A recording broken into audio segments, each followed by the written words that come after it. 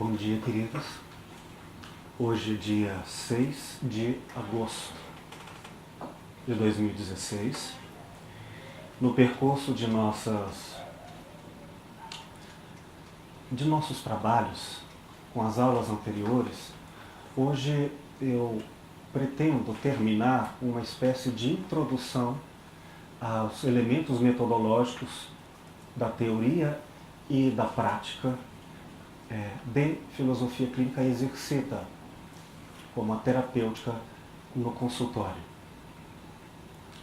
Lembrando que o consultório é uma ideia, mas é sobretudo nos lugares em que o partilhante que atendemos, não como cliente nem como paciente, nem pela ênfase médica da procura do normal ou do psicopatológico, e nem pela ênfase financeira no qual a verdade estaria corrompida por eventual remuneração, ainda que aconteça. E mesmo que haja coincidência entre uma ideia de cura catalogada nos preceitos médicos da nossa época, a filosofia clínica não se pretende a isso, pois questiona o conceito de cura de forma crítica, podendo ou não coincidir com outra ideia que trabalharemos como pretensão da clínica, a busca do desenvolvimento da potência de autenticidade, que muitas vezes coincide com os sintomas da busca de uma cura. Então, os lugares que podem ser acolhidos como espaços de clínica vão desde o consultório ou a casa da própria pessoa. Eu já atendi tantas pessoas em casa, até por muitas delas terem o que chamaram, ou sendo diagnosticadas, ou se auto-rotulando como sofridas por uma síndrome de pânico. Muitas vezes isso coincide com questões médicas, a maioria das vezes tenho visto que não é uma questão originalmente médica, isto é, com marcadores biológicos ligados aos hormônios, e fundamentalmente uma visão de realidade, uma postura diante da existência com tantos equívocos e auto-boicotes que acabam repercutindo nisso como um dos tantos sintomas da inautenticidade de uma pessoa. Assim também tenho atendido, nesses mais de 16 anos de prática clínica, em bares, em cafés, em bosques e também pela internet, com os recursos que nós temos de áudio e vídeo, como hoje ainda atendo pessoas em vários estados no Brasil, como também no exterior. Enfim, onde houver a possibilidade de diálogo, de comunicação, há uma possibilidade de encontro, se o interesse for de verdadeiro propósito e de um trabalho metodológico e de boa vontade do filósofo clínico. Então, o tema da nossa aula de hoje são as bases fenomenológicas e estruturais da filosofia clínica, uma apresentação introdutória. Lembrando que em cada aula estaremos avançando e retomando temas já tratados, melhorando o entendimento nas suas lacunas ou aprofundando onde se fez necessário pelas perguntas de vocês, tá bom? E a qualquer momento é só levantar a mão e a gente inicia o diálogo. Para começo, eu quero retomar em muito rápido resumo algumas das coisas que já tratamos em outras aulas, tá? Bom, uma dúvida que se coloca entre quem começa um curso de formação teórica em estado de desejos de ser competente na prática, vem a questão, então, como eu atendo, como se dá esta prática do trabalho do filósofo clínico? Bom, entre as perguntas que surgem, uma delas é: o que eu vou falar para uma pessoa que eu não conheço ou que julgo conhecer, talvez com erros? Bom, antes de eu elaborar a intenção como volição, como vontade de falar, eu já estou me comunicando. A linguagem é a própria vida traduzida no nível da inteligência. As plantas comunicam. Mas não comunicam porque elas sejam racionais, mas elas comunicam com propriedades que eu as entendo racionalmente. Então a comunicação pode se dar na relação entre nós por caracteres que pertencem ao outro enquanto fala, mas também por caracteres que pertencem a quem interpreta. Razão pela qual o encontro e a partilha na clínica quase sempre acontece antes do primeiro encontro entre o partilhante e o filósofo clínico. Por exemplo, para eu falar sobre Clarice Lispector numa eventual atividade da clínica como um submodo, como um procedimento clínico submetido ao jeito da outra pessoa que gosta de Clarice Lispector, numa coincidência feliz, em que eu também goste, permitindo usá-la em seus textos como meio ou ponte ou conexão de diálogo, significa que antes dele eu teria que ter lido Clarice. Mas se não Clarice, outras coisas, uma riqueza que é acumulada na vida de cada um, traz todos esses elementos que estão vivos. E, portanto, na presença e no convite da aproximação entre elementos que são comuns ou diferenças que se enriquecem, elas já começaram antes do encontro presencial, entendem? Sobretudo porque grande parte da linguagem e da fala está no grau de sensibilidade da escuta antes da fala, pois pode alguém nos falar coisas que não escutamos, seja no nível mesmo da percepção auditiva, seja das linguagens não verbais, seja em qualquer forma de entendimento, a linguagem já está em processo.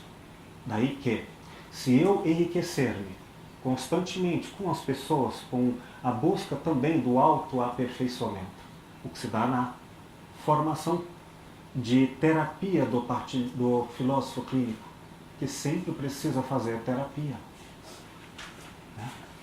Aumentando a sua sensibilidade, ele poderá não só ouvir ou entender o outro, mas se tornar erudito na vida desse outro, o estudando, com suas características de toda a natureza que a linguagem alcançar. Um exemplo miúdo, já dito antes, é que se uma pessoa altera a respiração, comunicando alguma emoção de ansiedade ou medo pelas mãos, e eu for,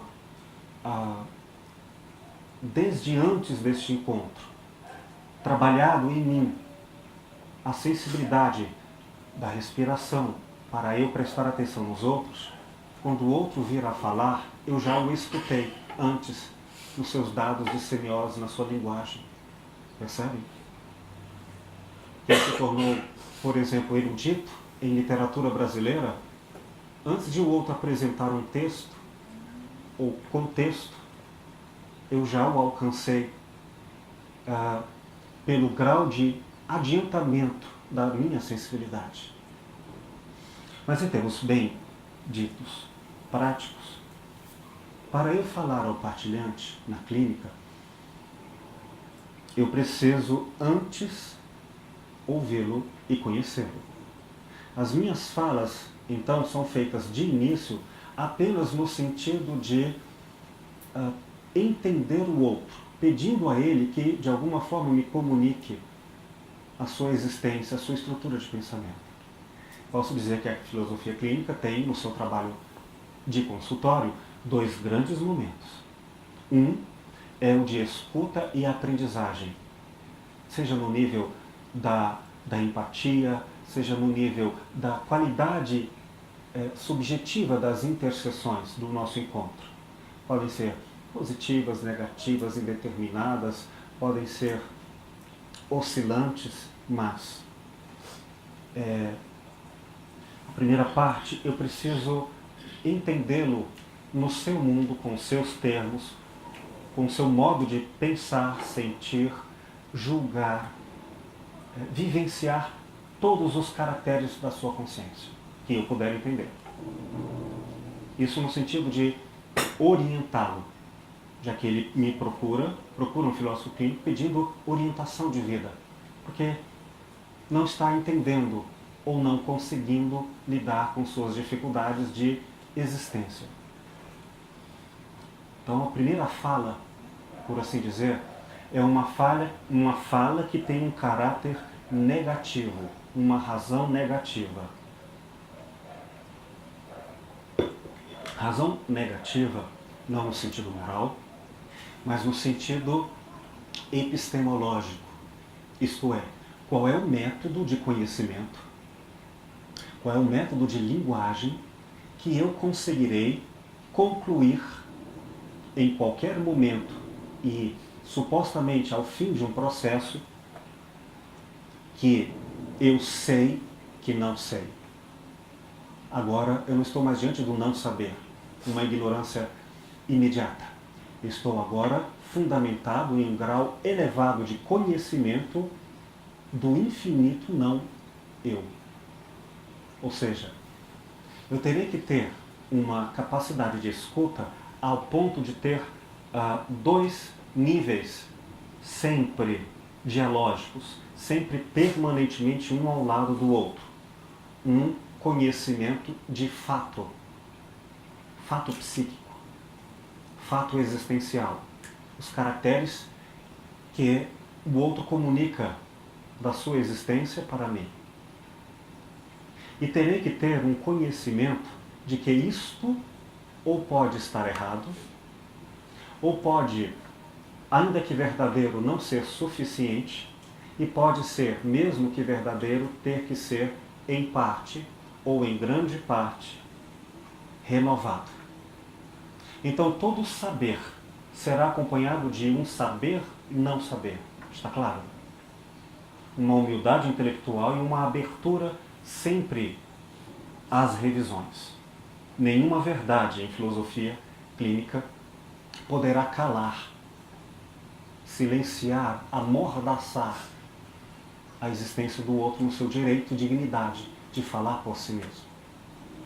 Essa ideia de razão negativa, ela começa com Sócrates, quando ele não desconhecia muito da realidade nem das pessoas, mas ele evitava que qualquer conclusão substituísse o aberto e infinito diálogo à procura dessa essência que ele dizia nunca ter alcançado. Porque é próprio da nossa condição racional não dar conta do absoluto, o que não nos coloca em desistência do conhecimento. Sabemos. Então eu devo dizer que há conhecimentos, sim, e tão bem elaborados que são postos à prova por um método teórico e prático. Uma verificação que terá como principal retorno, feedback, o próprio partilhante que atendemos. Quando ele disser, mas você me entendeu muito bem, até por contraposição. No momento eu não concordo, mas eu digo a ele, eu vou lhe mostrar que, ao contrário do que você diz, seus sentimentos mostram e têm o poder de negar essa sua fala. Mas acalme, confie em mim. Ele será, em último grau, a minha fidedignidade, a certeza de que, sem uma verdade absoluta, eu estou ancorado em um caminho de verificações, porque a prática da filosofia clínica é sempre um trabalho de acolhimento e método, cujos retornos e esclarecimentos são feitos com uma universalidade que é lógica, não lógica linear apenas, mas que é dado à análise da linguagem para poder ser comunicado tanto ao partilhante, como alguém que dá o retorno dizendo, você me compreendeu e me fez ver coisas que não alcançava e como resultado eu tenho uma potência de vida muito mais elaborada, rica e autêntica do que tinha antes, dizendo isso nos seus próprios termos. Mas eu também terei que ter conhecimento suficiente para me justificar diante da comunidade científica, psicológica, da comunidade ética, porque o que eu falo tem que ser fundamentado em uma ética que não abusará dos limites da existência, não violará a dignidade do outro sob uma pretensa terapia. Esse método, portanto, nos faz dizer que a filosofia, e também a filosofia clínica, não chega a nenhuma certeza. Todas as filosofias concluem certezas graves. E não haverá filosofia sem essas certezas. E essas certezas têm um caráter diferente da obviedade, que não tem fundamento. Pois essas certezas são chamadas céticas. O ceticismo, como duvidar das aparências, pode, de um lado, como já aconteceu na história antiga com o pirronismo, uma ideia de certeza, tendo uma única certeza da impossibilidade do conhecimento. Não ficaremos com esse ceticismo absoluto. Mas teremos um ceticismo relativo. Ou seja, nosso conhecimento é sólido, ancorado em métodos, mas não é absoluto. Está claro? Feita essa primeira parte da aprendizagem da teoria, e essa primeira parte da escuta do partilhante, aí nós passaremos ao segundo momento da prática clínica, que é a orientação direta diante das questões mais próximas ou mais antigas, mas os assuntos últimos, considerados mais importantes na prática, na demanda subjetiva desse partilhante. Aí sim, é uma fala com outro caráter do que as falas de acolhimento no início, que apesar de continuarem de afeto, serão falas de orientação, de ajuda. Lembrando que isso é feito não só na clínica, nas instâncias da terapia existencial, mas também quando voltadas para outras demandas de entendimento e de orientação, como a filosofia clínica em empresas, em organizações institucionais, a filosofia no campo da educação, da pedagogia e em vários outros trabalhos, desde o hospital. Enfim, a riqueza é muito grande. A literatura, como crítica literária, que também já se faz presente em alguns colegas. Concluindo essa revisão das questões que vocês trouxeram antes do início da aula, um atendimento muito necessário, quando me refiro à razão negativa de Sócrates, ele elabora um método para dar conta de um saber que não sabe, aberto a aprendizagens. Nós faremos de outra maneira, incluindo a maiêutica do seu diálogo, mas não ficaremos ali, portanto não é uma filosofia socrática, tá bom? Só foi uma citação do que significa, em geral, uma razão negativa. Sócrates fazia perguntas para que qualquer resposta adquirida viesse pela dúvida, viesse por um questionamento, uma busca de fundamentos além da própria opinião, às vezes mágica e equivocada. E sempre que chegava a uma dessas verdades, ela era reaberta por novos diálogos. Nesse sentido é negativa. Ela não afirma o que é, mas diz claramente o que não é. Isso é muito, porque nos abre para a aprendizagem com as nossas intuições e raciocínios livres de dogmas. Dito isso, abro a vocês questões, comentários sobre esta primeira fala e começarmos a aula de hoje. Mais alguma observação, queridos?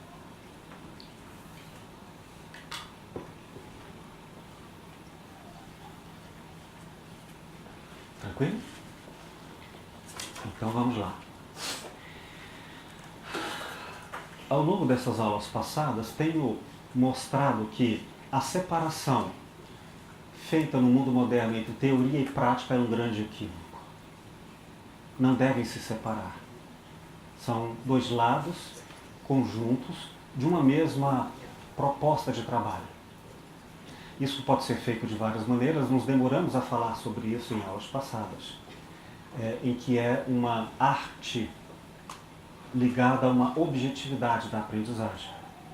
Bom, fazendo agora uma rápida revisão sobre essas instâncias compreendidas de imediato como práticas, eis o que fazemos numa apresentação estratégica, por assim dizer, ou diagramática do processo clínico. A clínica começa, a parte das considerações que eu fiz, na própria vida de cada um, mas com a procura do partilhante de um filósofo clínico. E chegando ao filósofo clínico, primeira coisa, desde a boa educação como os bons sentimentos, é acolhê-lo. Não é hora, senão de outra coisa, de dizer seja bem-vindo. E é importante o grau de expressividade, pois o cinismo possa não ser verificado no nível corporal do comportamento, mas ele é sentido por muitos, especialmente quando sofrem e quando tem também uma sensibilidade expressiva que reclama a honestidade, o afeto, o acolhimento. Pelo menos eu acredito nisso. Mas, entre os preceitos que a filosofia clínica traz postulados, ela põe, de princípio, para fundamentar essa razão negativa, algumas ideias fundantes. Entre elas, isso. Nós não trabalharemos com verdades universais a posteriori. Esse conjunto de preceitos psicológicos, preceitos médicos, opiniões da cultura que afirmam a verdade ser quase como um dogma assim. Vamos acolher essas opiniões, mas eu preciso começar com o profundo eu sei que não sei. Significa, como demonstração desse fato, que embora eu, particularmente eu, no meu trabalho, tenha o afeto, a sinceridade de propósito, como caminhos inegociavelmente meus para a relação, não significa que isso seja uma verdade universal. Pois há pessoas que procuram a clínica para o confronto, a ameaça, a chantagem, a briga, como forma legítimas de autoconhecimento, viu? Há pessoas que vão fazer a clínica e não encontrarão outro modo de efetivar, talvez, o melhor de si nas condições em que chega, senão brigando, por desafio, por oposição. E muitas pessoas acontecem de se relacionar nesses primeiros encontros, quem sabe até ao longo de toda a prática clínica, que demoram às vezes meses ou anos, a do confronto. Eu vou provar para você isto e aquilo. E dessa forma reúne forças, talvez pela raiva, para efetivar a sua luta. E que não conseguiria senão dessa forma. Mas acontece. E alguns até não vão querer a clínica comigo, porque eu não vou lhes confrontar. Às vezes sim, mas não, pelo menos com muito carinho. Seja como for, um primeiro momento é o momento em que nós vamos acolher as informações do partilhante que vão elucidar com uma antecipação caminhos da clínica. Saber um pouco do momento dela. Primeiro, o que atrasa a clínica, suas demandas, suas perguntas, o que chamamos de assunto imediato. São sintomas, quase sempre. Dores que têm a ver com, em geral, falando de nossa época, bastante alienada, não das vidas como um todo, da sua incrível potência de totalidade como ser humano, mas sim das dores dos últimos sofrimentos vividos, e às vezes reduzindo a própria vida apenas àquelas dores ou traumas, geralmente assim. E aí eu vou ter que entendê-la muito além do discurso que estará contaminado pela dor, dizendo, me faça parar de sofrer. E se eu fizesse isso sem entender, numa diagnose profunda, acolhida e aprendida na historicidade dessa pessoa, eu trataria de sintomas, seria uma clínica às vezes mais popular, mágica, mas não seria efetiva. Não seria nem honesta.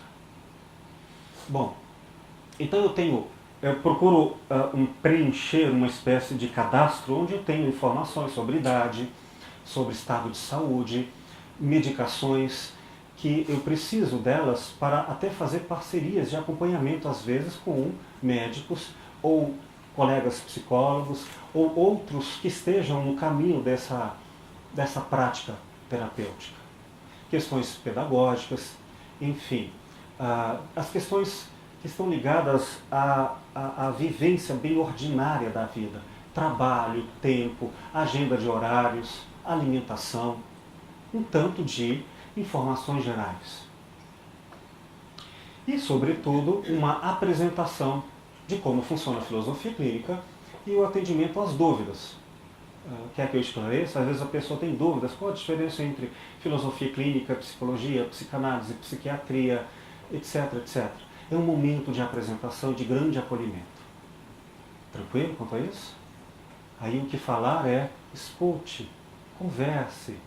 Se for um convite à piada, sem se negar ao convite, mas também sem se trair, se deixando levar, sem uma postura de atenção, ria com ele, chore com ele, seja como for, o acolha.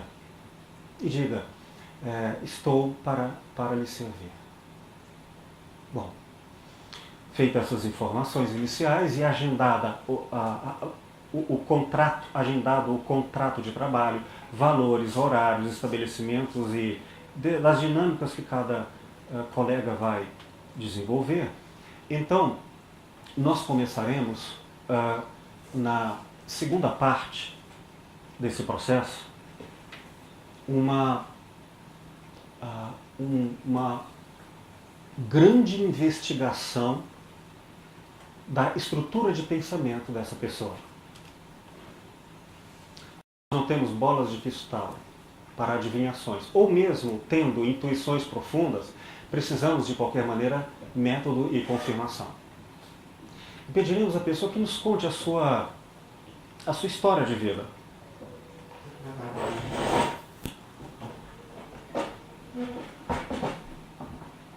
Entre os preceitos e postulados fundantes da clínica, como ele disse, é não termos verdades universais a posteriori, quero dizer, experiências de vida, opiniões sobre tudo, sejam elas ancoradas em alguma ciência, sejam elas ancoradas na espiritualidade que vive ou na própria opinião, nós vamos acolher isso, mas não vamos usar como fundamento da clínica.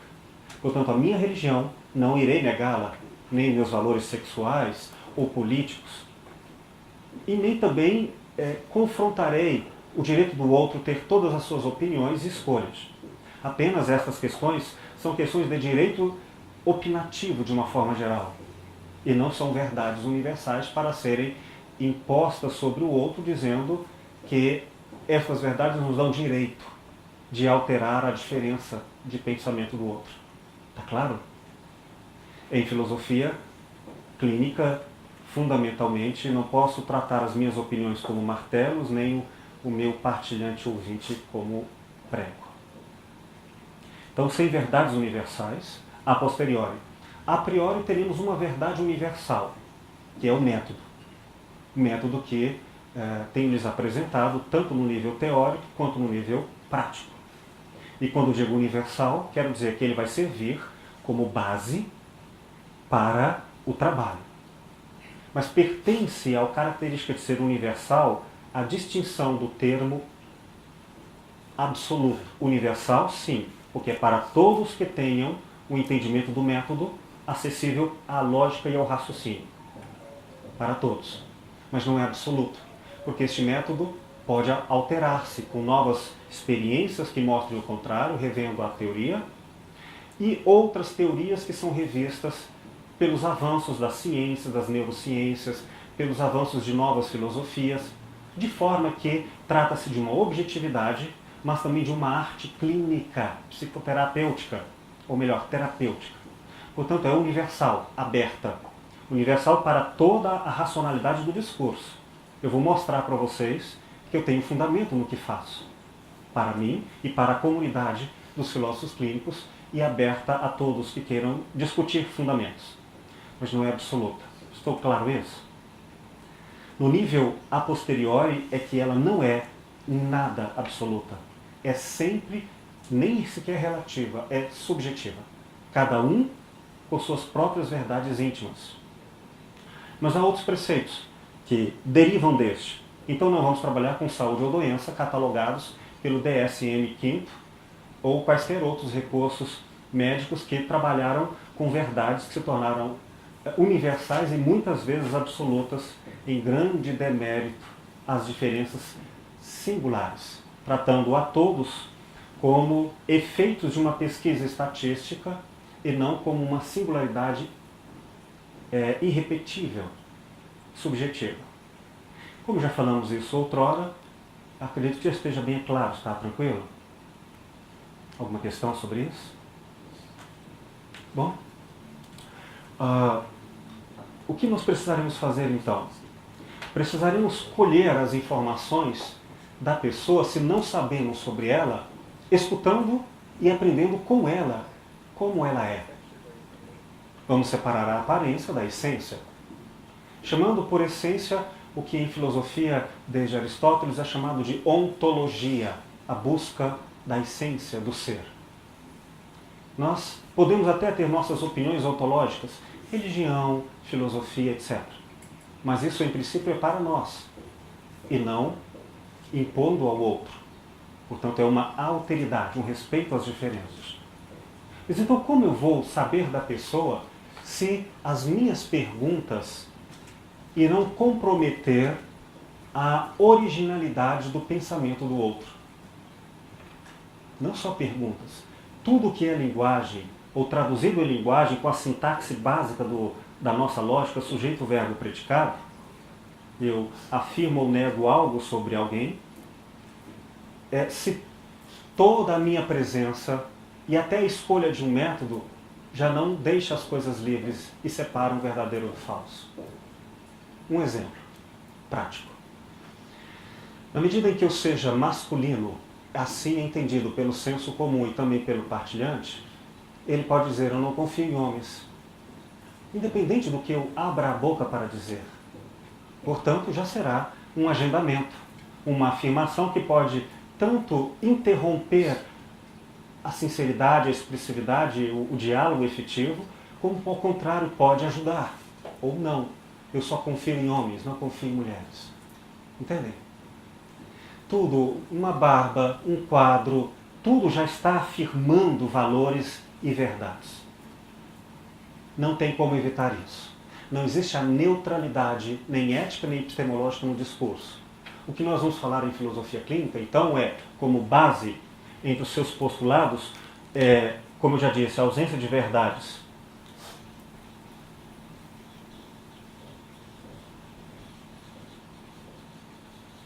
A posteriori. Posteriori é um termo latino, que quer dizer experiência, vindo a com sentidos desde que nasceu. Mas teremos universais, né? Quando eu escrevo assim, vocês fica mais fácil o entendimento? Um outro postulado, uma verdade que se põe para o início da clínica é a presença, como eu disse,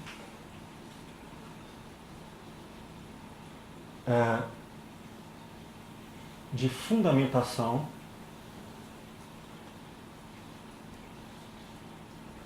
Quando eu digo fundamentação e não só de fundamento, é porque está aberta. E o tempo todo tem que ser refeita. De fundamentação teórico-prática,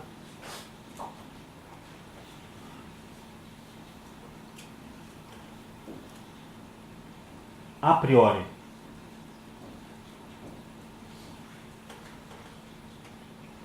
E a posteriori.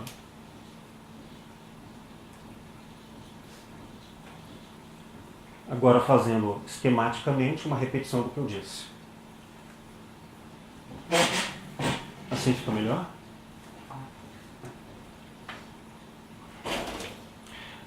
Sempre estaremos procurando fundamentar o que estamos querendo fazer. Essa fundamentação, ela será a priori em busca de uma universalidade.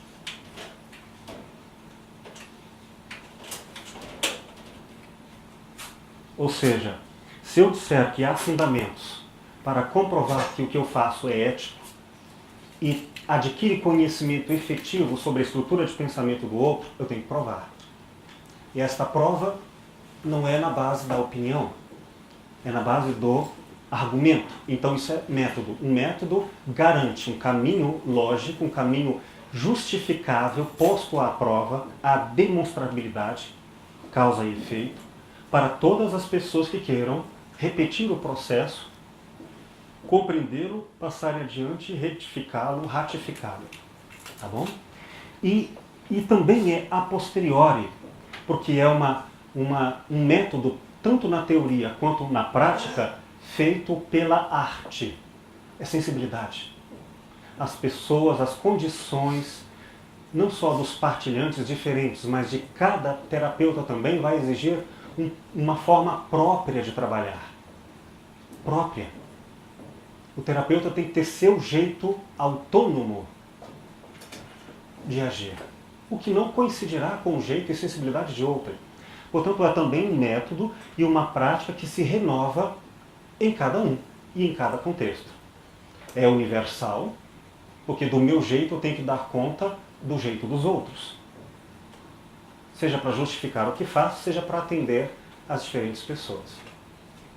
Se teremos uma grande variedade de falas agendadas, e que isso pode ou não comprometer, porque nós não queremos ter verdades universais a priori, então nós temos que encontrar um método que garanta uma coisa. E aí, Lúlia, a sua questão. Qual é o grande saber, o grande filosófico e não mais psicológico, não sociológico, não antropológico, e que é exclusivamente próprio da filosofia, como método, e que nós vamos chamar aqui de postulado de agendamentos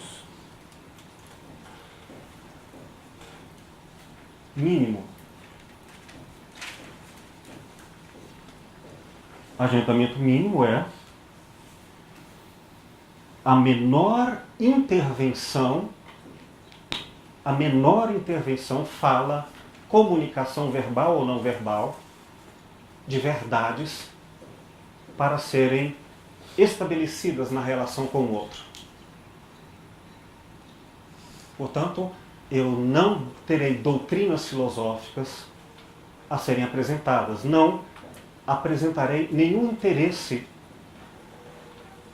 e com um método para garantir eu não me trair, de doutrinar o outro pelos meus valores. Fazer dele uma cópia das minhas orientações que servem para mim ou para outra pessoa apenas. Está claro?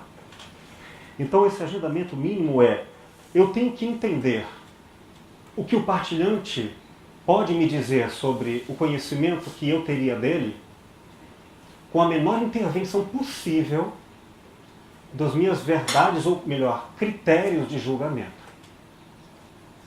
Não tem como haver um agendamento isento ou neutro. Idade, sexo, infelizmente eu, pela minha formação literária, às vezes uso palavras eruditas, palavras que não são populares.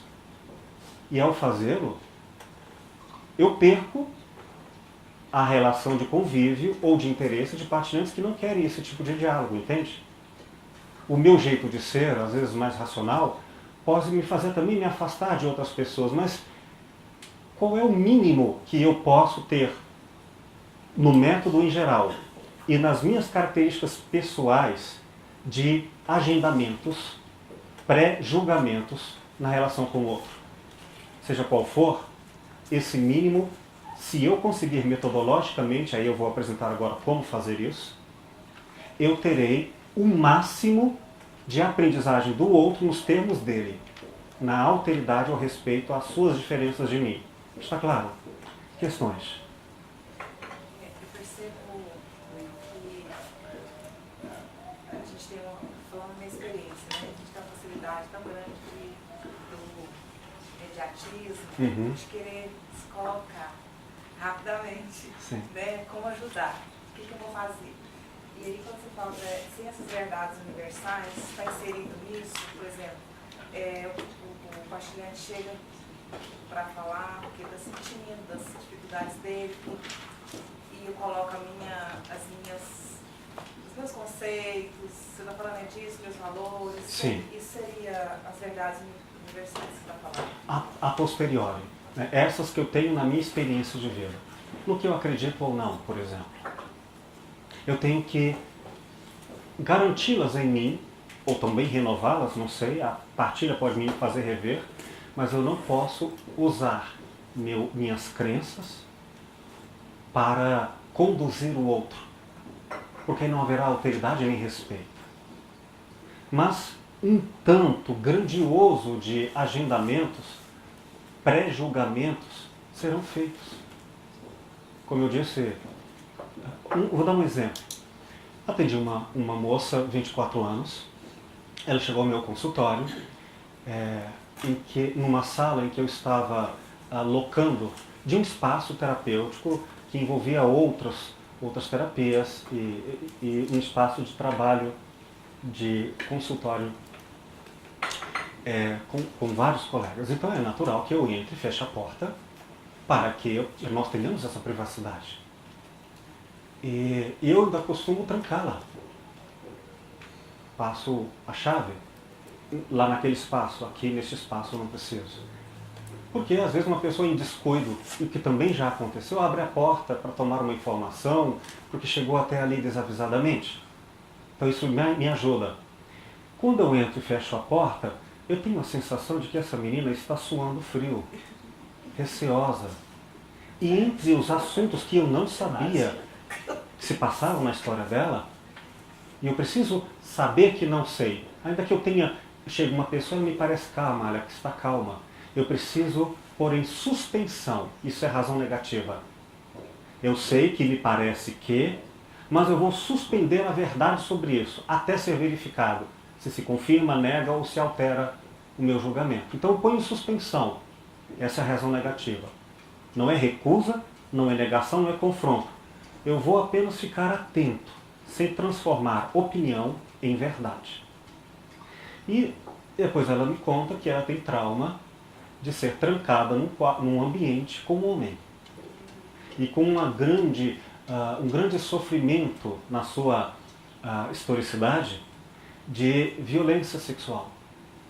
E eu sou homem, coube àquela circunstância que meu ato de fechar a porta e de trancar causaram esse problema, talvez impeditivo na clínica. Então, eu não tenho como impedir isso um mínimo. Na medida em que eu vá aprendendo na relação o que fazer, eu vou alterando como arte. Né? Como naquele espaço, por exemplo, eu não podia em nenhuma sessão manter a porta aberta, dado as características do ambiente, então eu a convidei a fazer uma espécie de deslocamento longo, abrindo bem a janela, com bastante luminosidade, e falando com ela como quem se refere sempre ao espaço lá fora, trazendo uma maior sensação, foi uma aposta isso, de espaço, de abertura, e destranquei, deixando a porta já destrancada, e com palavras em reforço, pelo menos as que eu poderia dar, de que ela ficasse à vontade, se quisesse ir, que ficasse tranquilo, e também apostando em outra coisa que eu acredito, sem verdade universal, mas não deixa de ser também meu jeito, de ser o máximo verdadeiro para que a pessoa, se possível, sinta acolhida e jamais sem medo que a autoridade do suposto terapeuta poderia ter sobre ela. Com um exemplo ficou claro? Então, o caráter mínimo, vamos entender, é o seguinte: tudo o que eu puder não agendar para não conduzir a fala verbal ou não verbal do partilhante. Entendem? Para que ela seja resultado do mais próximo do original da sua forma de ver o mundo, que chamamos de filosofia de vida, que não é sistemática, mas está cheia de valores, verdades e conceitos de realidade e tudo mais. Então, no agendamento mínimo, nós vamos separar dois termos muito diferentes. O espontâneo, que é o óbvio. é o imediato e o original.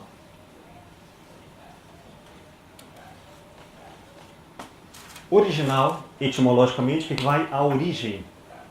A origem, o ser dela. O mais profundo evocado de si mesmo.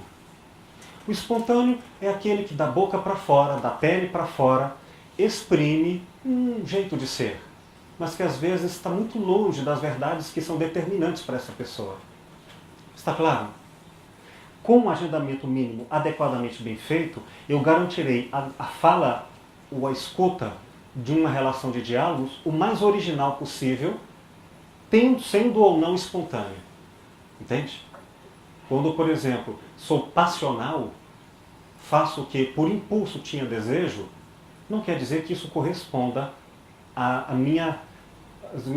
aos meus valores.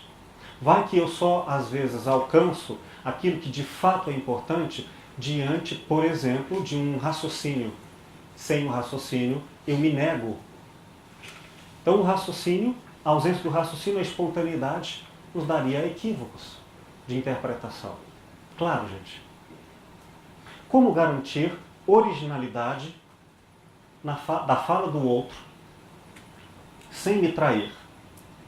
Anotem isso, é importante. No agendamento mínimo, que é esse terceiro postulado filosófico clínico para a prática da terapia, o mínimo significa desde que, como terapeuta, com todo o método que eu usar para garantir essa máxima diversidade do jeito de cada um, eu só não posso me trair.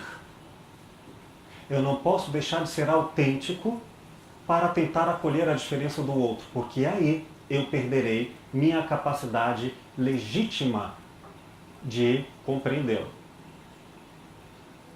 Um exemplo.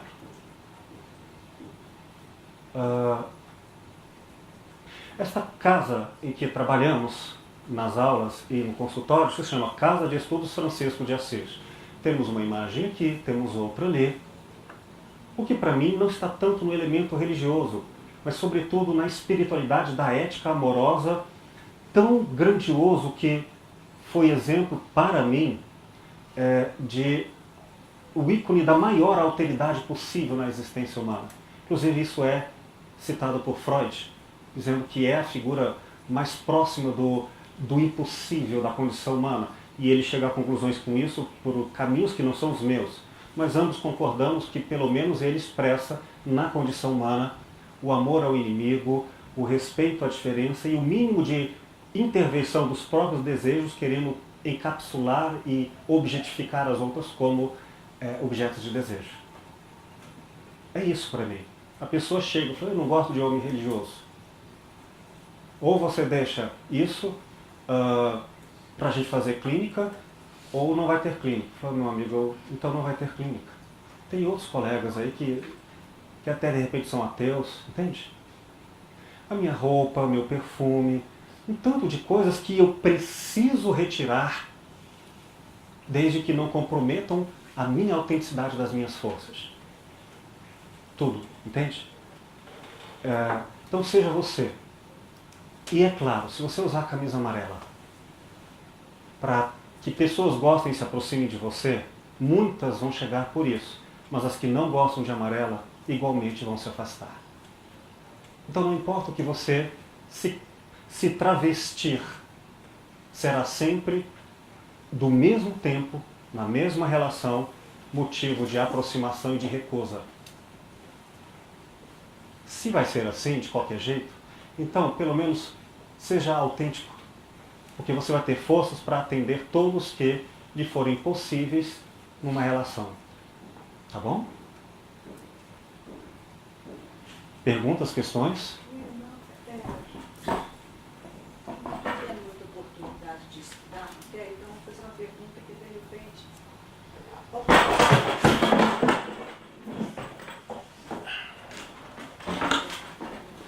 Perdão. Sim. Essa palavra utilizada assim, método. Uhum. Qual é o método? Você disse que o grande saber da filosofia clínica é esse agendamento mínimo. Então, Um deles, um dos fundamentais. eu fico confusa ainda, até deve ser falta de eu ter aprofundado na teoria, como é que se utiliza essa palavra, o método, metodológico. Às vezes eu sinto que as acepções são colocadas diferentemente quando você fala. Claro. Sim, querida. A filosofia clínica, então, tem um método próprio de chegar ao seu propósito de ajudar o outro a pensar por si mesmo sem que pensemos por ele. Conduzir um processo terapêutico da forma mais ética e livre, com respeito à diversidade, sem trair nenhum de ambos, e em relação ao mundo em que vivemos, sabendo que os conflitos, se não inevitáveis, podem ser bem adequados às forças de cada um. O método que trataremos aqui, então, tem aproximações com várias linhas e sistemas filosóficos da história do pensamento, da filosofia. Nós vamos citar, como já citamos outras vezes, e hoje em particular, vários desses métodos. Hoje trataremos da fenomenologia. Mas é uma aproximação, não repetiremos o método, mostrarei muito dessa diferença que utilizaremos sempre com o fim da clínica. A fenomenologia não nasce para a clínica, entende? E ela foi absorvida por vários campos terapêuticos, como por exemplo a Gestalt, e faz um jeito próprio dessa leitura, e nós faremos outro. E assim vamos tanto renovando as bases da fenomenologia, quanto construindo as bases da filosofia clínica. Porque o que nós faremos é uma conversação entre todos os métodos, todos os saberes, para garantir o respeito à diversidade. Esse é um traço da filosofia clínica que eu entendo como único. Nunca tivemos uma filosofia capaz de não negar os demais pensamentos filosóficos e reuni-los para o propósito da clínica, da psicoterapia filosófica. Porque esses grandes pensadores nasceram de questões de outra natureza que não essa da clínica. Então são adaptações. Inclusive, não sei se eu estou atrapalhando, não. Assim, mas se tivesse... Pode falar. Responde. Você falou que a curiosidade, por exemplo, a diferenciação entre a aplicação prática, né, da filosofia clínica com outros métodos terapêuticos, como a psicologia, a terapia da psicologia, Sim. Da psicanálise, da psiquiatria. O que eu falaria para o participante a respeito dessa diferenciação? Bom, a primeira coisa que eu lhe diria é essas coisas que tenho repetido. Uma das grandes diferenças que temos entre as áreas da saúde, não seja das psicologias, psicanálise, que já não está mais no campo da saúde, e as ciências médicas, especialmente as psiquiátricas e as advindas das neurociências, é que nós não procuraremos fazer agendamentos com base em verdades universais a priori, como, por exemplo, o homem é essencialmente sexual. Não. Alguns sim, outros não. Nenhuma verdade psíquica valorativa universal. Nós teremos a busca do máximo de respeito à alteridade. Portanto, é um método de razão negativa, que ele vai considerar todos os saberes, mas nenhum deles como égide, como guia para regular o que é a realidade dos outros. Então isso já é uma diferença. Porque todas as psicologias e psicoterapias das psicanálises, todas elas, e de fontes mais espiritualistas, religiões e outras tradições populares, todas elas partem de verdades para guiarem aqueles que se aproximam dessas verdades. Entende? Às vezes até para confrontá-los. Não é à toa que, por exemplo, Jung se separa de Freud, porque Jung entendia que, apesar da força inequívoca da influenciação dos desejos sexuais, da libido, o homem não estava restrito a isso como determinação. E para Freud estava. É um dos elementos que os separaram. E por que eu vou ficar apenas entre os dois se eu posso colocar tudo o que aprendemos como possibilidade de diferenças. Então é essa. Não trabalhamos com verdades universais para regular a vida dos outros, orientá-los.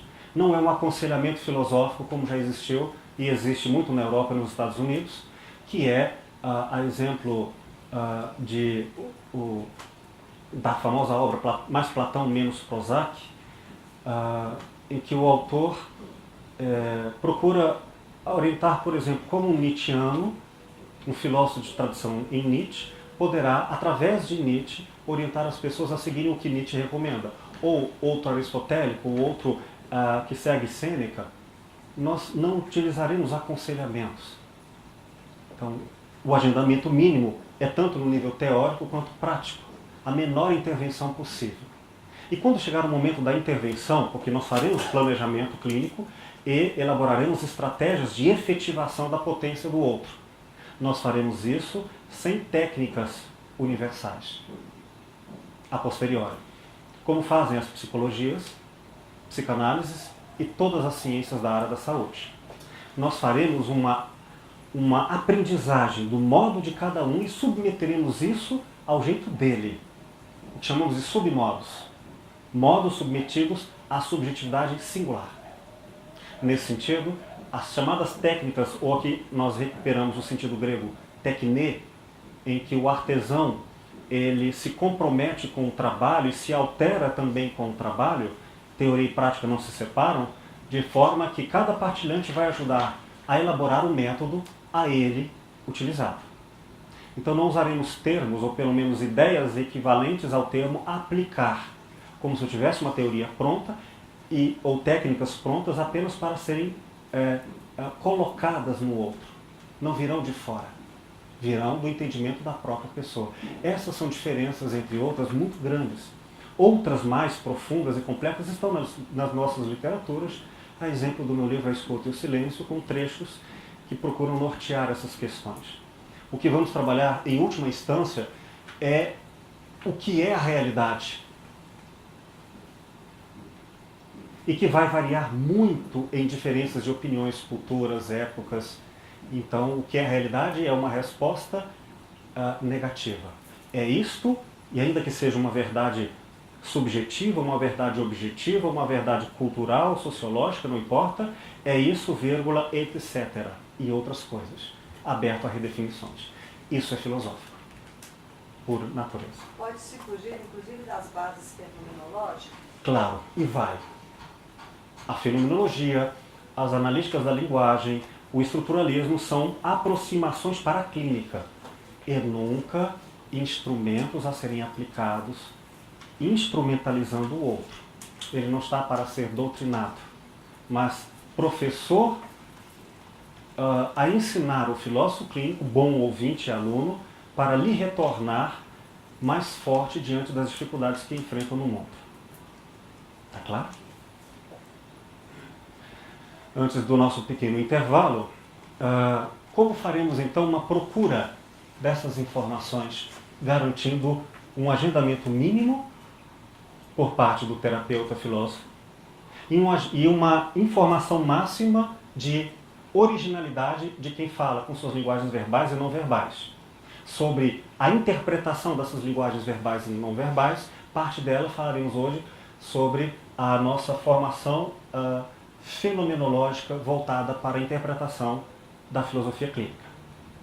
Bom, então, deixa eu mostrar antes disso aqui um erro, uma intervenção, um agendamento máximo.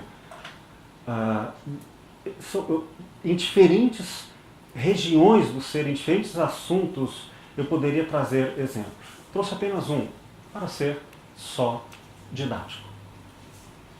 Aqui uma reportagem que foi publicada no Diário da Saúde em 6 de fevereiro de 2015. É um site www.diariodasaude.com.br, em que fala o item, a manchete: economistas identificam, aspas, evidência quantitativa do amor, fecha aspas. Aí eles falam coisas, por exemplo, que estão estão absolutamente certos de que o amor é mensurável quantitativamente e de forma econômica. Então ele faz perguntas às pessoas, e tem aqui um grau de estatísticas. 2 perguntas foram feitas a 4.242 casais sobre a qualidade do seu casamento. E depois cruzaram as respostas com o estado civil das duplas 6 anos mais tarde. É algo semelhante ao que os perfis de relacionamento na internet procuram encontrar o par perfeito pelos caracteres cruzados. Isso é inaceitável em filosofia clínica, embora outros se caibam aí, talvez se maltratando, porque são diferentes. E a pergunta, olha como são agendamentos máximos.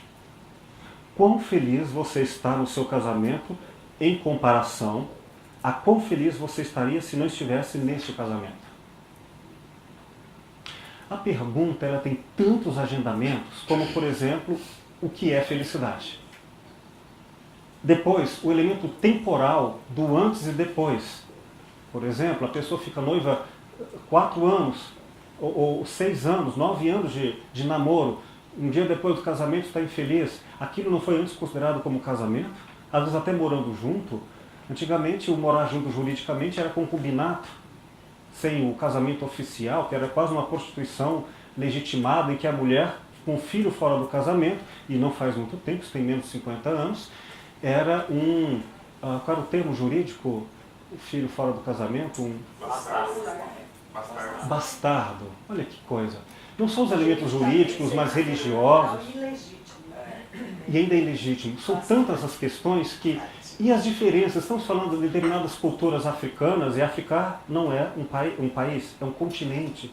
Estamos falando isso em que época? Estamos falando em relacionamentos virtuais, a gente faz sexo virtual e não corporal. Tantas questões não estão supostas, sabe? Bom, uma pergunta como essa, mesmo que eu tenha a verdade da sinceridade de quem responde, eu não tenho a originalidade do que tem a ver com o jeito dela. Segundo, aí tem alternativas, você nem pode dissertar livremente, você tem que escolher a marcação. Muito pior, pior, igual, melhor, muito melhor. Ou seja, aqui nós temos advérbios de intensidade em uma quantificação econômica. E se as pessoas responderem, eu acho mais azul do que vermelho? Tem filmes que dizem o amor é azul, são outros caracteres. Não são elementos quantitativos. Que tal essa outra pergunta? Como você acha que seu esposo ou esposa respondeu a essa questão? Meu Deus. Tem um programa na televisão. Colocava 2 casais e depois... terrível. Aí ele tem toda uma teoria das leis econômicas do amor quantitativo em porcentagens. Chega à conclusão que a taxa de divórcio foi menos 4,8%. Umas coisas que existem, que são populares, mas isso não é filosofia. E mesmo muitas filosofias que vão dizer coisas como o homem é corpo. E algumas pessoas se casam espiritualmente, sem viverem juntos. Enfim, meu Deus. Bom, com essas questões, como é que nós vamos então garantir o máximo de originalidade sem fazer perguntas que, pelo caráter da pergunta, conduz o direcionamento da resposta sem a originalidade do modo de pensar? Entende? Ou seja, se eu respondo a verdade de quem me pergunta, o que você acha da sua mãe? Mesmo que eu diga a opinião, eu já coloquei como importante algo diante de uma pergunta que elegeu o que era importante e não garanti a originalidade de uma pessoa que talvez não falasse da mãe. Não porque é importante ou desimportante, mas nem considera diante das questões que ele traz. Enfim, espero deixar claro essa intenção. O que nós faremos primeiro ouviremos a historicidade da sua memória. Historicidade é diferente de biografia. Não é o caráter dos seus fatos narrados, mas a maneira como são vistos e entendidos por ela, segundo as suas categorias de entendimento. Porque nós não estamos lidando com coisas. mas com interpretações. Então eu tentarei ver o outro interpretado por ele mesmo, não espontâneo apenas, mas no original, que me garanta uma estrutura, um conhecimento, e não uma opinião dele. Dele que eu falo é dele em relação ao mundo, não ele falando de si, porque ele pode falar de outras pessoas e não de si. Então eu vou pedir a ela que me conte a sua história. O que ela vai fazer em uma sessão de 50 minutos é uma edição do que ela considera como a marcação subjetiva do que fez. Por exemplo, ela pode ter ganho um concurso internacional de qualquer coisa e não citar isso. Porque para ela isso não foi importante, ou não se lembra por uma razão qualquer, seja como for. O máximo de originalidade eu só acolherei se não direcionar para mim o interesse dela. E eu pedirei para ela assim, me conte as suas histórias, desde as suas primeiras lembranças até hoje. E ainda digo, olha, não se preocupe em querer me dizer coisas que você acha que eu julgaria importante. Ou que outras terapias, quando alguns trazem um enredamento de sofrimentos com outras relações terapêuticas, que não querem repetir ali. Olha, eu não vou julgá-lo, eu quero entendê-lo. E essa narrativa, então ela vai ser feita sem condução de conteúdo. Mas eu preciso de método, do contrário, ela pode não me trazer elementos suficientes para a interpretação. Quais são esses métodos para um agendamento mínimo? Eu considerarei, na sua fala, uma busca de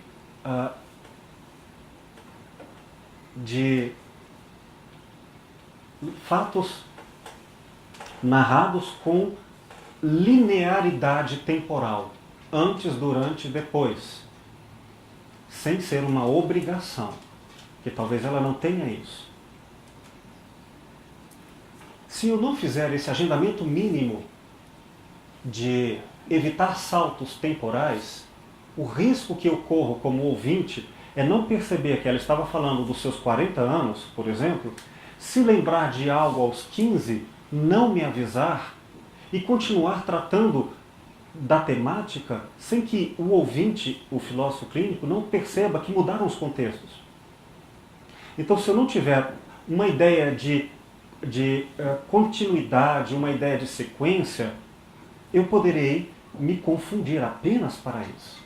Então eu vou pedir a ela apenas para que volte, quando ela se afastar da linearidade do seu discurso, que é um agendamento mínimo, não máximo, volte. Você estava falando lá dos seus 15 anos, quando caiu de bicicleta. Só para eu não me confundir, eu ainda dou essa advertência. Não é porque eu quero que ela seja racional. Só para eu não me confundir. Fale, voltando lá. Ela fala. E de repente vamos imaginar um caso em que a pessoa mude muito dos tempos e espaços. E depois de 2 ou 3 intervenções de minha parte, pedindo para eu me confundir, porque eu fiquei confuso sobre o que ela estava dizendo, e ela não fizer, ou por motivos cognitivos, ou por desejo de deixar com clareza que ela quer isso e não outra coisa, ou por um caos, uma desestruturação do raciocínio lógico, não sei. Mas aí, se ela colocar desta maneira, então eu vou guardar isso como original. Entende? É mais ou menos apenas uma prevenção metodológica, como arte, não como receita pronta, de ler um livro na linha, na sequência que os fatos vão costurando sentido, não acumulativo, mas pelo menos contextualizado. Experimentem ler um livro, arrancando as páginas, um romance com uma história de um narrador, e alterando completamente as páginas. Você pode até entender, mas vai exigir muito trabalho de um outro método ligado à corporeidade, porque pelo raciocínio será difícil. Entendem? Então eu pediria à pessoa para que, ao falar, ela evite saltos lógicos ou temporais, assuntos, enredamentos e linearidade dos fatos. Só, repito, para eu entender. Não direi coisas como me fale desde que você nasceu. porque aí eu criei um agendamento máximo. A vida, a consciência só existe no nascimento. E se ela quiser me falar, como por exemplo, da história dos pais ou dos avós, como parte do que ela considera a sua identidade, eu já vou até marcar isso como partícipe de como ela elabora a sua visão de um mundo, fora de si, incluindo outros em estado de alteridade. Alteridade quer dizer ficar no lugar dos outros. Ou se ela fala de outras vidas, ou de vidas paralelas, enfim. Então, o que você se lembra até hoje?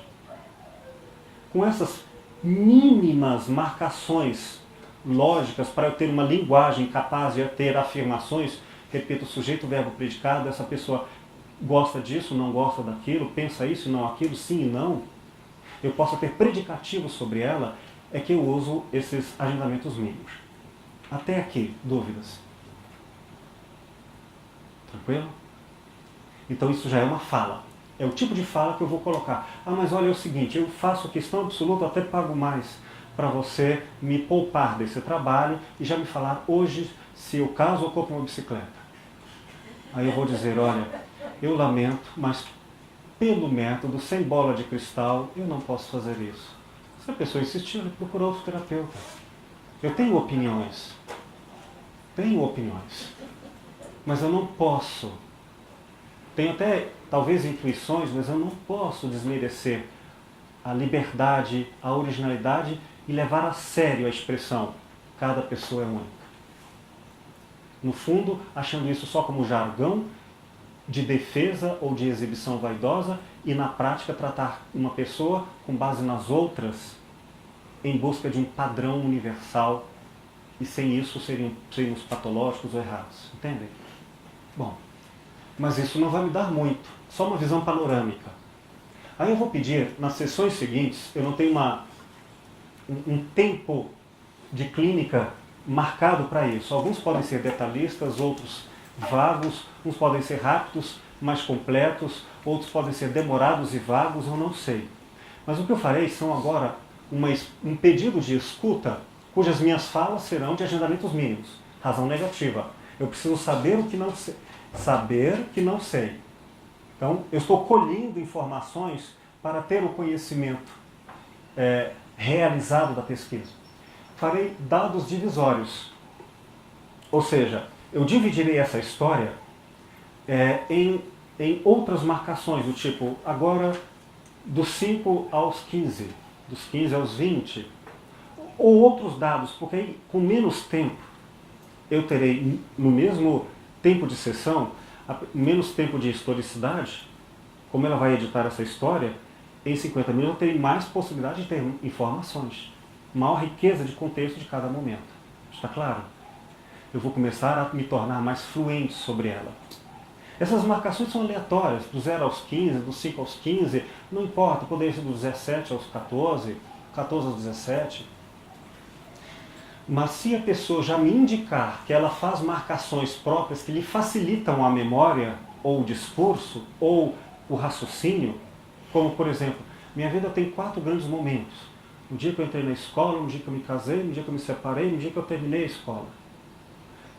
Se ela usa essas marcações, então vamos lá, me fala então das suas primeiras lembranças até o dia que você entrou na escola. Agora, o dia que você entrou na escola até o dia que se casou. Entende? Ela poderia fazer isso por marcações de lugar, as cidades que morou, os relacionamentos que teve, os empregos. Tanto faz.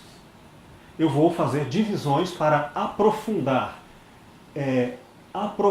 essas informações, enriquecer-me da visão editada no mundo dela, como ela perspectiva a realidade. Tá claro? Depois eu farei outros enraizamentos.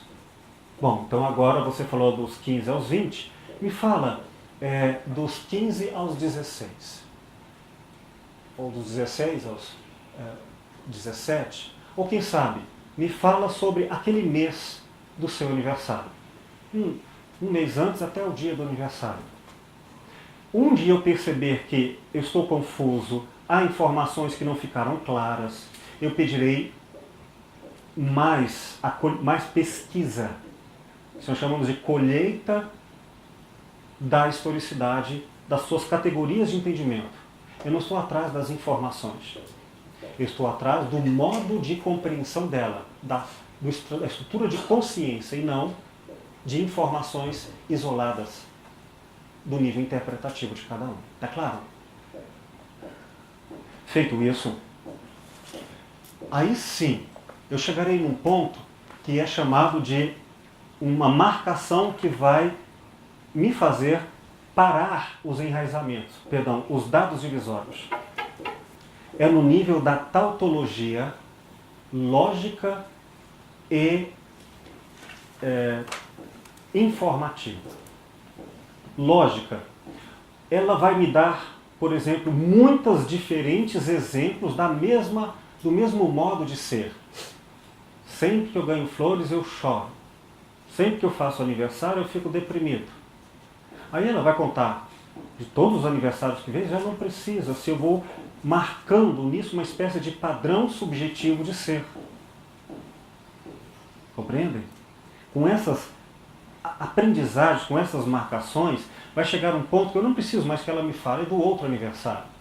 Eu já estou pelo menos convicto, pelo método e pela minha intuição sensível, de que isso é marcante no seu modo de existir no mundo.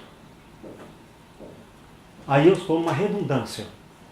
Aquele modo de ser já está, eu estou convicto de que isto é verdadeiro, profundo, importante para ela.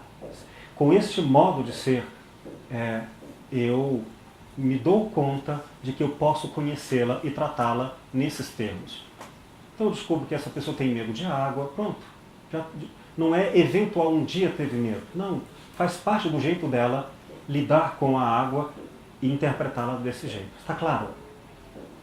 O modo de ser lógico e que me permite ter um padrão existencial do jeito dela. E depois, uma tautologia no nível dos conteúdos informativos. Ela diz a mesma coisa, mas de diferentes formas. Eu tenho medo de piscina, eu tenho medo de mar, eu tenho medo de cachoeira. São variantes do mesmo. Quer dizer, mudam os fatos. E que eu teria sempre, se eu pesquisasse, eu teria mais fatos, mas não mudaria o modo de ser. Entende? A tautologia do modo existencial de ser, suas características que lhes são importantes ou determinantes no nível da identidade. Eu sou assim. Subjetivamente, eu me construí, eu me fiz, com a minha história eu verifico que eu sou assim. Tem questões que são superficiais, por exemplo, a intensidade não é o critério, a menos que ela seja marcante na história da identidade dela. Um dia eu tive muito medo, não quer dizer que eu sou medroso.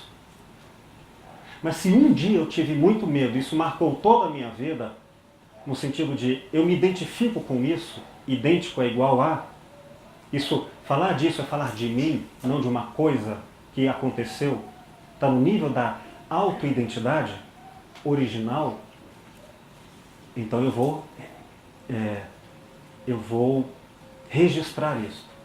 Agora, se ela tem várias informações, ela coçou a cabeça, não quer dizer que isso tenha caráter de identidade, só de acontecimento. Está claro até agora? É importante não ficar desatento do método. Porque se ela fala, por exemplo, como já aconteceu, citei outrora, em outros momentos, uma partilhante que foi estuprada.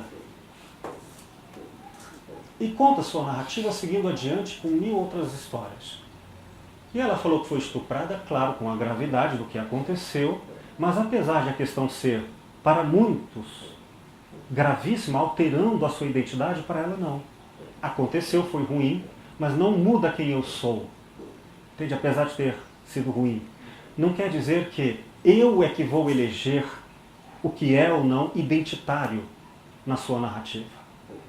Segundo os meus critérios, mas segundo aqueles que, a partir da citação, marcam a alteração de valores, de modos de ser. Então nós vamos atrás de elementos cujo padrão de modo de existência, de compreensão de realidade, verbal e não verbal, estão presentes.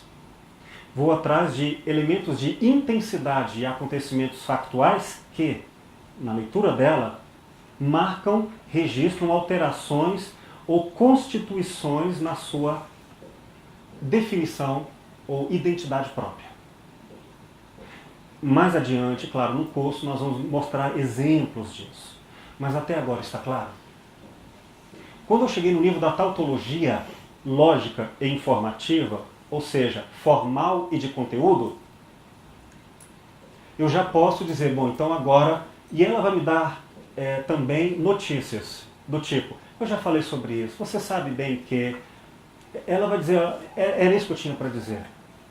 Pode ser suficiente, pode ser pouco ou muito, mas eu já tenho, de minha parte do entendimento, copartícipe por ela uma sensação de redundância existencial, está na hora de parar a divisão. Podem ser em 3 meses, 4 meses de clínica, um encontro por semana, 50 minutos. Pode ser em 3 sessões, não vou determinar isso. Fluências existem das diversas, tanto da capacidade de sensibilidade de interpretação do terapeuta, quanto da narrativa e expressividade do partilhante. Aí sim é que eu posso fazer enraizamentos. O que são? São perguntas diretivas. Agora eu posso fazer isso, por quê? Porque eu não vou alterar o contexto, tal como a pessoa fluiu na sua maneira de discursar a sua realidade. Eu não interrompi o que para ela, pelo menos, pareceu demonstrar uma fonte de originalidade. Porque se eu interrompo a fala dela, dizendo fale sobre isso, ela, ainda que responda, ela perde o eixo de conexivos da consciência que faziam sentido graças à conexão. Entende? Uma pessoa não pode ser mutilada e dizer ela é cada pedaço. Não, ela é uma forma de interação orgânica desses elementos psíquicos. Por psíquicos entendam também os sensoriais. Tá claro, gente? Tá. Agora então eu vou fazer uns registros em dúvidas que eu tive. Você falou que não gostou daquilo que seu pai fez. Depois que eu já procurei o máximo de relações para me dar confirmações, deturpações, retirar equívocos a respeito do assunto, mas ainda fiquei com dúvidas. Quando você falou que não gostou, deixa eu entender.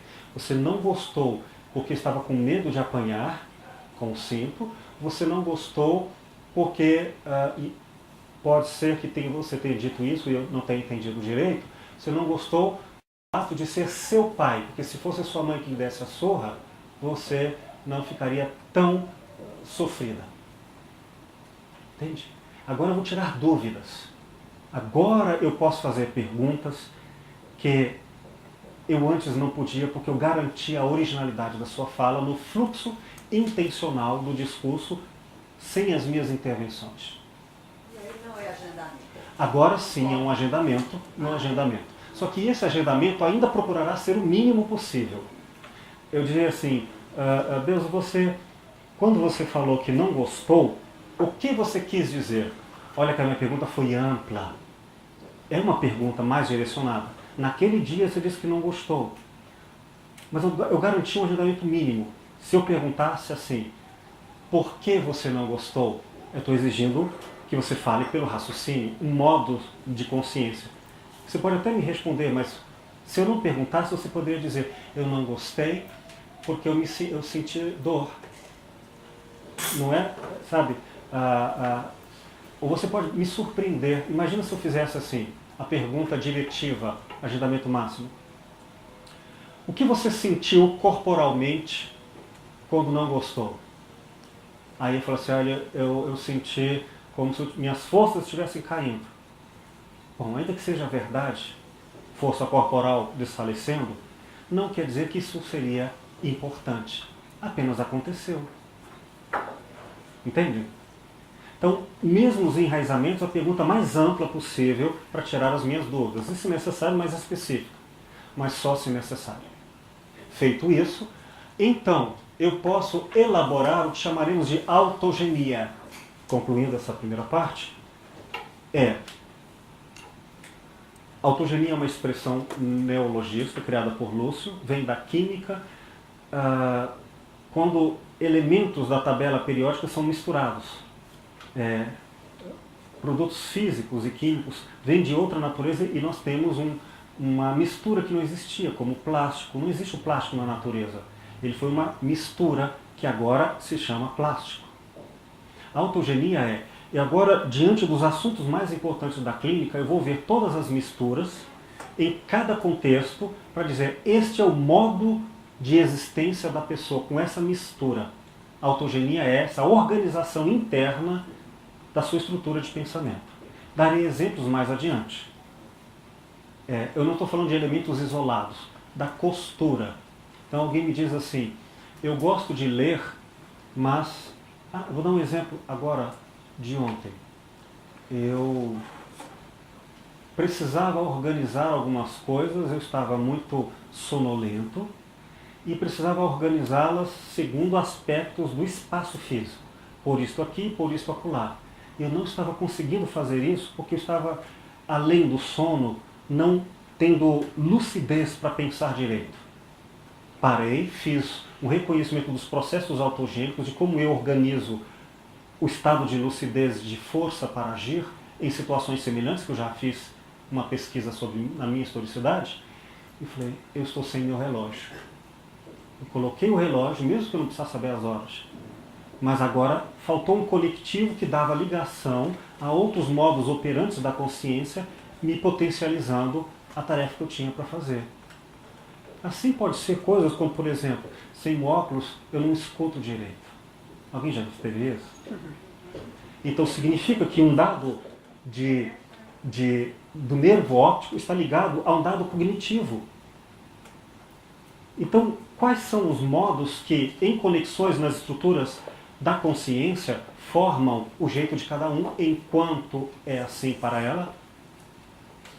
São pesquisas que nós faremos e nos permitirá perceber nesses estados autogênicos quais são os tópicos, lugares da existência. Quais são as características de percepção, são 30 que nós temos, eu vou falar sobre eles. Razão, emoção, prejuízos, a linguagem nos termos universal, particular, paixões dominantes, comportamento, função, epistemologia, axiologia, coisas que nós vamos estudar ao longo do curso. Eu vou perceber como a pessoa percebe o mundo em suas categorias de entendimento. Registrando isso e percebendo o que lhe é. E aí entra um dado que precisa ser utilizado. Farei essa pesquisa compilando na sua estrutura de pensamento o que é determinante, níveis de profundidade na interpretação. O que é determinante na estrutura de pensamento dela, que eu entendi na sua historicidade. Considerem como determinante a seguinte característica. E tudo isso está muito bem relatado no meu livro A Escuta e o Silêncio, até da introdução, até mais ou menos a página 60, 65. Desde a primeira à segunda edição. Determinante, entendam, aquilo que é inegociável, pertence no nível mais fundamental, ainda não está escrito ali, mais fundamental dela. É algo que, se retirar, ela perde, ela tem uma crise de identidade profunda. Podem pensar em coisas para vocês, uma relação de amor com o filho, o trabalho, alguma coisa que isso, pelo menos ela entende como sendo a sua, o mais próximo da sua ontologia, da sua essência. Determinante é isso.